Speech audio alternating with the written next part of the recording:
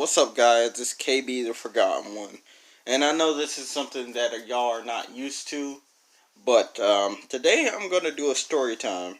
And this story time is not the particular, but before I forget, check out the Sonatica video. Uh, yeah. So, 2020 has been rough for all of us. Thank God it's coming to an end. But the thing about it is, I have been through so much this 2020. I lost my little brother. Lost a lot of people. You see what I'm saying? Lost my little cousin. And something y'all didn't know, that I was in foster care at some point in time. And let me tell you, if you can make it through foster care, you are a G in my eyes, my guy. But back to the story. Listen, in foster care, you meet so many people. And this one particular family, we're not going to say much, you know what I'm saying? But how can I put it? Let's just say there wasn't family members as it is. So, how am I going to put it? Because I know they're going to watch this video. They weren't the nicest people. They let people manipulate them all the time.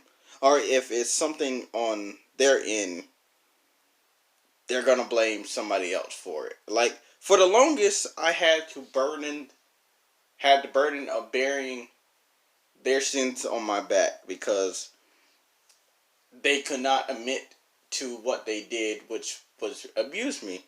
Foster care people abuse me. You just hear that in their whole thing, but they could not admit it. So I had to carry on the sins. Granted, I will list some of the things that happened.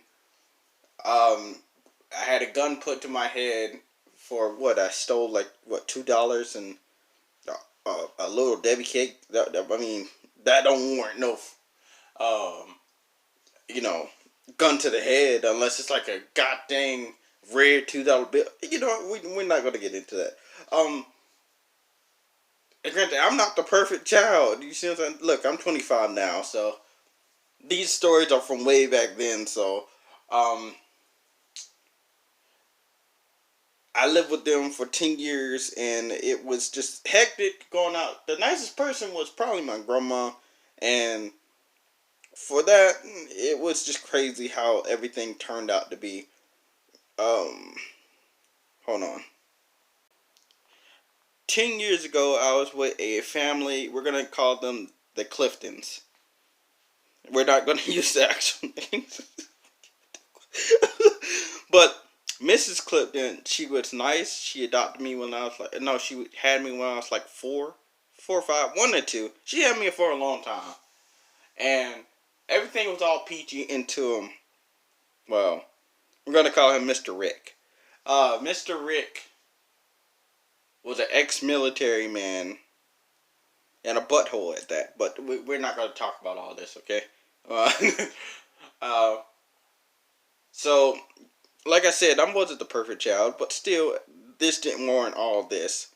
So, Mr. and Mrs. Clifton got married. I was the ring bearer in all this tomfoolery. He was nice at first, but then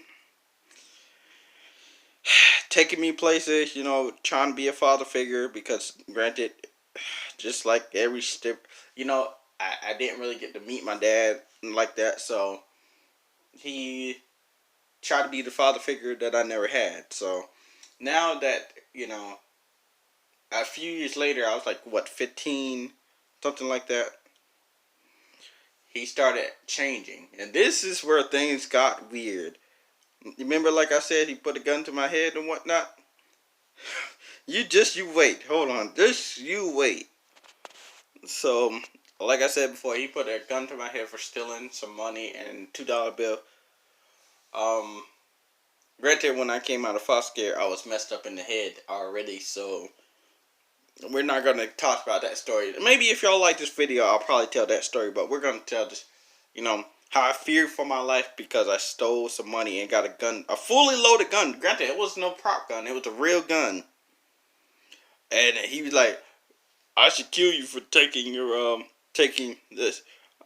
And granted, I'm what 15, so I'm scared out of my mind, hoping he don't pull the trigger. Granted, I wouldn't be here today to tell y'all this story, but there's really not much into. After that, I left that house and went on to being in a different house, which they adopted me, and now I live a pretty modern life. But like I said before, this was kind of like a just an idea video.